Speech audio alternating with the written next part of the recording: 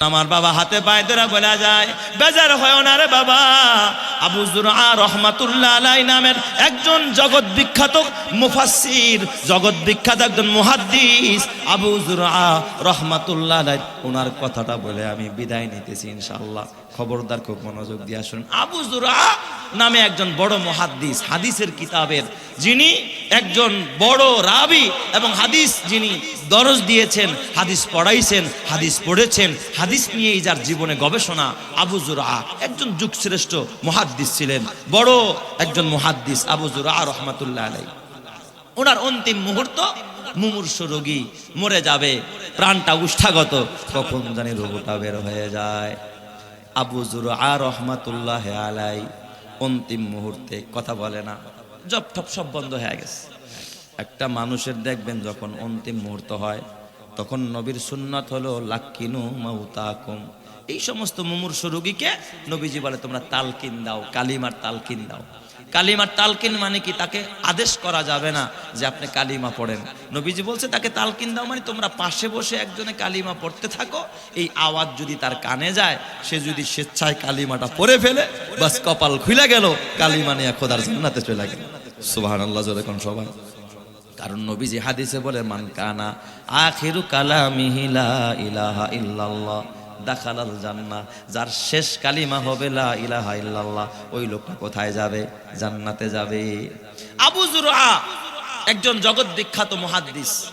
তো ওনার অন্তিম মুহূর্তে সবাই আসতেছে, ওনার শাগরেদরা, ওনার ছাত্ররা, বড় বড় আলেমরা, ইমামরা আইসা সবাই কালিমার তালকিন দিতে চেষ্টা করে, সালাম দেয়। হুজুর সালামেরও উত্তর দেয় না, কোনো কথাই কয় না, কিছুই করে না।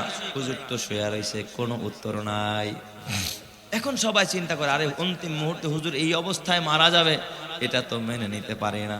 হুজুর যদি জবানটা দিয়ে একবার বলতো লা ইলাহা ইল্লাল্লাহ, তাইলেই তো আমাদের দিল ঠান্ডা হয়ে যেত। সুবহানাল্লাহ জোরে কোন সবাই। আমাদের শায়েখ এই অবস্থায় তো সে মরে যাবে, কালিমা না পইরা, পড়ছে কিনা আমরা তো শুনি নাই, আমরা যদি একটু শুনতে পারতাম তাহলে দিলের মধ্যে একটু প্রশান্তি পাইতাম। ছাত্রদের ভিতরে দুইজন ছাত্র বড় বিচক্ষণ, দুইজন ডাক দিয়া কয়, ভাই রে, আমরা ক্লাসে যেমন পরস্পরের তাকরার করছি, মুজাকারা করছি, তালকিনের নাম তো এটাই যে আমরা পড়তে থাকবো, দেখি হুজুর পড়তে পার, এটা শুইনা শুইনা হুজুর পড়ে কিনা দর্শের মতো। ছাত্ররা কমই মাদ্রাসায় যেইভাবে তাকরার হয়, দুইজন ছাত্র মিল্লা হাদিসের সনদ সহ তাকরার করতেছে, হাদিস বয়ান করতেছে। হাদিস বয়ান করতে গিয়া আন ফুলান ইবনে ফুলান, আন ফুলান ইবনে ফুলান, মানে লম্বা রাবি, কার পরে কে বয়ান করছে হাদিসটা, এই সনদ দিয়া কি করতে হয়? হাদিস বয়ান করতে হয়। আবু যুরআ এরকম অসংখ্য হাদিসের সনদ তার মুখস্থ। সুবহানাল্লাহ জোরে কোন সবাই। ছাত্ররা সনদ বলতে গিয়া একটা হাদিস বলবে, একজন দুজনের নাম কইছে আর বাকি নাম মনে নাই আর কি। সব সময় তো সব নাম কি থাকে না, মনে থাকে না, কিন্তু এই হাদিসের রাবি রাসূল থেকে যে বয়ান করছে সাহাবী, তার নাম মনে আছে। আন মুআয ইবনে জাবালিন রাদিয়াল্লাহু তাআলা আনহু قال قال رسول الله صلى الله عليه وسلم من كان آخر كلامه لا إله إلا الله دخل الجنة। নবীজি বলে যার শেষ কালিমা হবে লা ইলাহা ইল্লাল্লাহ, জীবনের শেষ কথা হবে কি লা ইলাহা ইল্লাল্লাহ, এই লোকটা কোথায় যাবে? জান্নাতে। আবু যুরআর সামনে ছাত্ররা সনদ বয়ান করে, আন ফুলান বলতে বলতে আন মুআয ইবনে জাবাল রাদিয়াল্লাহু তাআলা আনহু قال قال رسول الله صلى الله عليه وسلم من كان آخر كلامه لا إله إلا الله دخل الجنة। এই কালিমাটা যখন পড়ছে, সনদ পুরো পড়তে পারে নাই, আবু যুরআর দেখবেন হঠাৎ করে হুশ এসে গেছে। আপনারা দেখবেন অনেক সময় মানুষ তার একেবারে কাছের মানুষ যদি মুমূর্ষু অবস্থায় ডাক দেয়, চোখ খুলে তাকায়, আসে না? হ্যাঁ, আপনারা দেখবেন, আমরা বাংলাদেশেও দেখছিলাম, এই যে আমাদের সাবেক প্রধানমন্ত্রী শেখ হাসিনা যখন বারডেমে ছিল, আর ওবায়দুল কাদের, তখন কিন্তু প্রধানমন্ত্রী শেখ হাসিনা তৎকালীনের দেখতে যখন গেছে, ওবায়দুল কাদেরকে যখন ডাক দিছে, উনি কি করছে? ডাকে, এই ঘটনাটা তো পুরো ভাইরাল হয়ে গেছিল, তাই না? তার কাছে তো সে মহব্বতের উদাহরণস্বরূপ বললাম আর কি। আপনি যদি একেবারে অসুস্থ রোগী দেখবেন, এত মানুষ ডাকে, তার কোনো রাও শব্দ নাই, হইচই নাই, কিন্তু যদি কলিজার টুকরা ছোট মেয়েটারে যেটারে বেশি ভালোবাসতো, যেই মেয়েটার কুলে কাহিনিয়া বাবায় হাঁটতো, অসুস্থ অবস্থায়ও দেখবেন এই মেয়েটা যখন আব্বু কই একটা ডাক, বাবায় হাতটা কিন্তু বাচ্চার দিকে বাড়ায়। সবার ডাকে সাড়া না দিলেও কলিজার মানুষ, মহব্বতের সন্তান ছোট্ট মেয়েটা, ছোট্ট ছেলেটা, এই মেয়েটাই যখন আব্বুকে একটা ডাক দিচ্ছে, বাবা কিছুটা চেতনা ফিরে আসছে। আবু যুরা রহমাতুল্লাহ আলাইহি, উনি তো হাদিসের পাগল, সনদের পাগল। সারা জনম জনম আপনার মতো ব্যবসা নেয়া দৌড়ায় নাই, খ্যাত খ্যাত করে দৌড়ায় নাই। সারা জনম এ বাবা রাজনীতি আর মার্খা মার্খা নিয়ে দৌড়ায় নাই, মার্খার স্লোগান দেয় নাই। সারা জীবন হাদ্দাসানা ফুলান, হাদ্দাসানা ফুলান, আন ফুলান ইবনে ফুলান, শুধুমাত্র রাবি নিয়াজার এ বাবা আমল ছিল, সাহাবি নিয়াজার আমল, রসুল নিয়াজার আমল, হাদিস নিয়াজার আমল।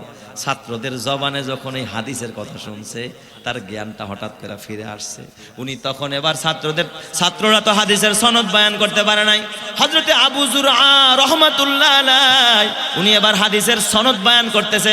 আন ফুলান ইবনে ফুলান নাম বলতে বলতে বলতে বলতে বলতে বলতে প্রায় 50-এর ঊর্ধ্বে রাবির নাম অসুস্থ অবস্থায় মুখস্থ বলার পর সর্বশেষ কয় আন মুআজ ইবনে জাবালিন রাদিয়াল্লাহু তাআলা আনহু ক্বালা রাসূলুল্লাহ সাল্লাল্লাহু আলাইহি ওয়াসাল্লাম মান কানা আখিরু কালামিহি লা ইলাহা ইল্লাল্লাহ দাখালাল জান্নাহ। মুহাদ্দিসিনে কেরাম লেখে এই আবু যুরা দাখালাল জান্নাহ বলছে, হা খালি জবান থেকে বের হইতে দেরি হয়েছে। ওই যে জান্নাহ, এই যে হা বলার সময় যে দমটা বের হয়ে গেছে, ওই সময় তার রুহুটা বের হয়ে গেছে। মান কানা আখিরু কালামি, মান কানা আখিরু কালামিহি লা ইলাহা ইল্লাল্লাহ দাখালাল জান্নাহ। এই জান্নাহ কথাটা কই স্যার অমনি চোখ বন্ধ হয়ে গেছে।